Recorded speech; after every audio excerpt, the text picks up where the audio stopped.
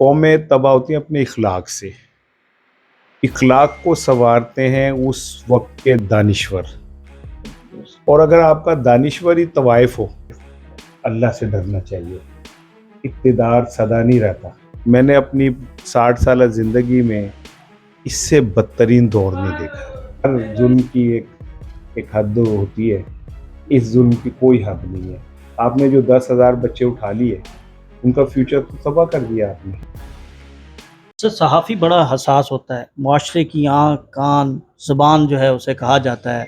और हम ये देख रहे हैं कि इस मर्तबा जैसे आप बात कर रहे हैं दबाव की, तशद्दुद की, आज़ादी, इज़हार राय पर कदगन की, तो इस सब में जो है वो इमरान रियाज़ और या मकबूल जान साहब का आपने ज़िक्र किया, समी इब्राहीम, आफ़ताब इकबाल, इन सब के मामले में और ख़ास तौर पर इमरान रियाज़ के हवाले से क्या कोई गुफ्तगू हुई? और दूसरा, इमरान रियाज़ के साथ कुछ किया जा रहा है, आप क्या समझते हैं कि किसी भी सहाफ़ी के साथ इस तरह का तर्ज़ अमल जो है वो हमारे इस पाकिस्तान के लिए बेहतर है या पाकिस्तान में होने वाली सियासत और सहाफ़त के लिए?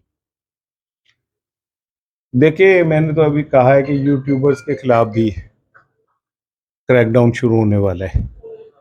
तो इमरान रियाज़ अल्लाह उसकी ज़िंदगी की हिफाज़त करे। वो बहुत मुश्किल में है जहाँ भी है, आप सब उसके लिए भी दुआ करें। तो हमारे सामने अरशद शरीफ का भी मिसाल मौजूद है। तो इन हालात में मैं तो दुआ ही कर सकता हूँ कि पर जो जो लोग अब भी हक के साथ खड़े हैं, अल्लाह उनकी ज़िंदगियों की हिफाजत फरमा। लेकिन ना, बीइंग जर्नलिस्ट मैं ये आपको बता दूँ, मैंने अपनी 60 साल ज़िंदगी में इससे बदतरीन दौर नहीं देखा। माशाल्लाह में देखा। मार्शल में भी नहीं, इससे बदतरीन दौर नहीं देखा मैंने।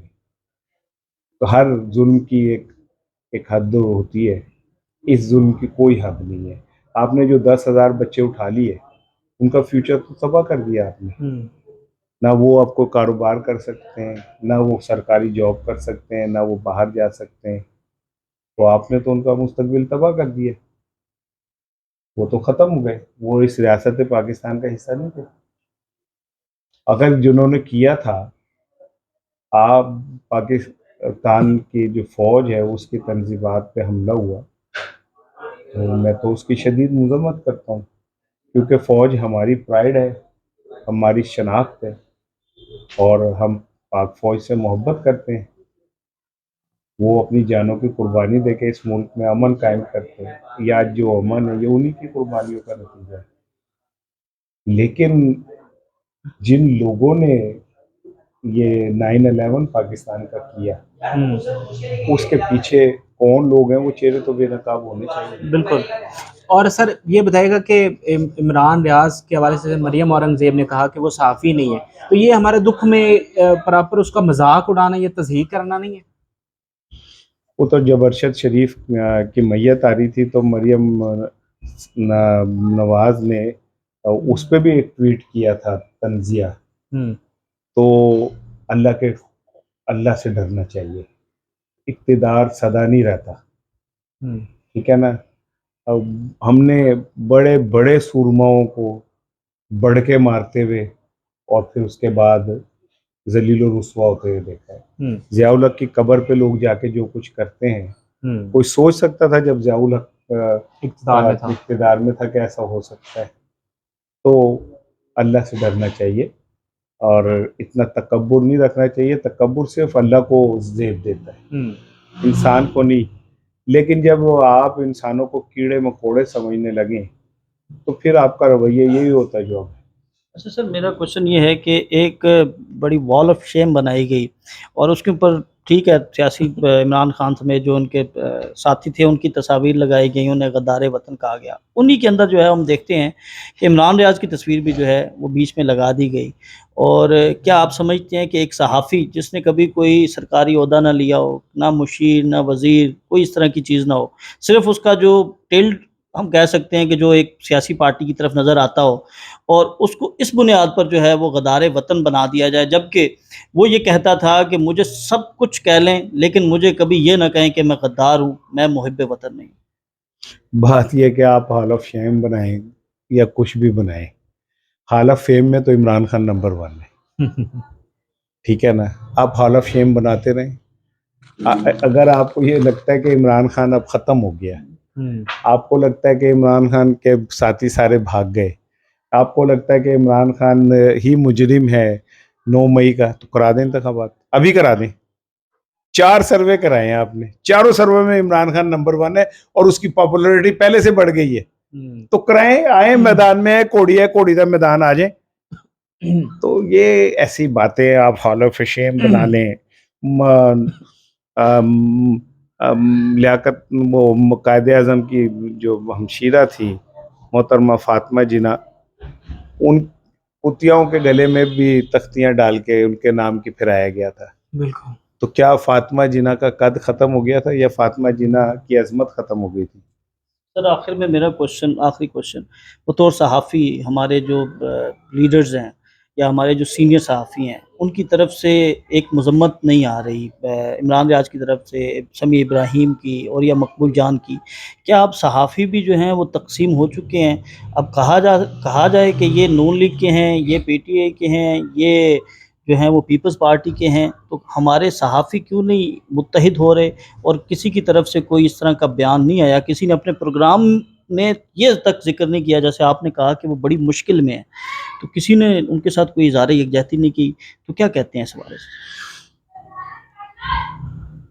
देखें, जो मुल्क तबाह होते हैं ना, कौमें, मुल्क नहीं कौमें जो तबाह होती हैं, कौमें तबाह होती हैं अपने इखलाक से।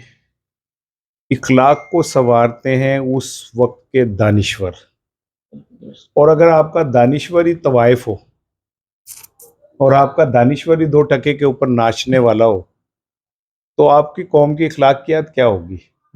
आप पाकिस्तान में किसी एक दानिश्वर का नाम ले जो नॉन कंट्रोवर्शियल, दानिश्वर कंट्रोवर्शियल ही होता है, ठीक है ना? जब गैलीलियो ने खुद दूरबीन इजाद की थी ना, तो उसने जमीन के कुर्रे के हवाले से कहा था कि ये गोल है, और ये तो उसको जब अदालत में ले जाया गया और उसे बड़ा मारा गया, तो उसने कहा कि नहीं, जो आप कहते हैं वो ठीक है। तो जब वो घर आया तो उसे कहा कि आपने कह दिया कि जो आप कहते हैं ठीक है, तो उसने कहा मेरे झूठ बोलने से जमीन की गुलाई खत्म नहीं हो सकती, ये हकीकत खत्म नहीं हो सकती, तो ना बोलें। बोलते क्यों नहीं मेरे हक में, आबले पड़ गए जुबान में क्या? जी, जी। तो इन सब की जुबान में आबले पड़ चुके हैं, क्योंकि ये खौफजदा भी हैं, क्योंकि ये शरीक जुर्म है, इसलिए ये खौफजदा भी हैं। लेकिन इन्हें ये भी पता है कि वो क्या है, चिराग सबके बुझेंगे, हवा किसी की नहीं। तो ये इन्हें भी पता है। और मेरी बात ये याद रखिएगा, ये रिकॉर्ड करके रखिएगा कि ये जो ट्रैप इन्होंने पीटीआई के लिए बनाया है ना, ये इनके गले में पड़ेगा। ये याद रखिएगा, ये रिपीट करके चलाइएगा कि सहाराना ने कहा था कि ये सब फौजी अदालतों में पेश होंगे, इन सब को एक ट्रायल से गुजरना पड़ेगा, इन सब को इन्हीं हालात से गुजरना पड़ेगा, और इनको के साथ जो होगी वो कोई सोच भी नहीं सकता। और इमरान के साथ जो भी हो, इमरान खान एक हिस्ट्री बना चुका है। अगर ये उसे मार देंगे तो इमरान खान का मकबरा जुल्फ़िकार अली भुट्टो के मकबरे से बड़ा होगा। अच्छा, मेरा सर आखिरी सवाल ये है कि क्या इस्टेब्लिशमेंट से खान साहब की अब कोई सुलह होगी, और अब दूसरा, क्या दोबारा से हम इमरान खान साहब को वज़ीर आज़म बनता हुआ देखेंगे? आपकी ऑब्जर्वेशन एनालिसिस क्या है? पाकिस्तान ना अनहोनियों का मुल्क है, ठीक है? यहाँ पे वो हो जाता है जो कोई सोच भी नहीं सकता। मिसाल के तौर पे एक बंदा 4 साल पहले जब अदालतों को मतलूब हुआ तो वो वज़ीर आज़म के तैयारे पे बैठ के मुझसे भाग गया। 4 साल वो इश्तहारी रहा। 4 साल बाद वही बंदा वज़ीर आज़म के तैयारे में बैठ के पाकिस्तान आया और वज़ीर खजाना बन। आपने कभी ऐसा सोचा है? नहीं। आपने कभी ऐसा सुना है कि एक बंदे पे अदालत में पेश हुआ कि जी आप पे फर्द जुर्म लग रही है $16 अरब की मनी लॉन्ड्रिंग की, 16 अरब रुपए की। तो जज कहता है ये मुझसे पढ़ा नहीं जा रहा, ये क्या लिखा हुआ है? पंजाबी कहते कुकड़े पै गए अखा ना, ते कहना मेरे तो पढ़िया नहीं जा रहा। चल एक अगली समात पे देखते हैं, फर्द जुर्म नहीं लगी। अगली समात पे जज साहब आए, उन्होंने कहा जी वो सही वाली फोटोस्टेट निकाली, हालांकि जब आपसे फोटोस्टेट नहीं पढ़ी जा रही थी आप कहते दूसरी ले, अब तो फोटोस्टेट रही नहीं, अब तो स्कैन कॉपी होती है, ठीक है ना? तो उन्होंने कहा जी किधर है, उन्होंने कहा जी वो तो वजीर आजम बन गए। तो जज साहब ने खड़े होकर कहा साडा सलाम है उन्होंने। तो पाकिस्तान में, दुनिया में कहीं ऐसा हो सकता है?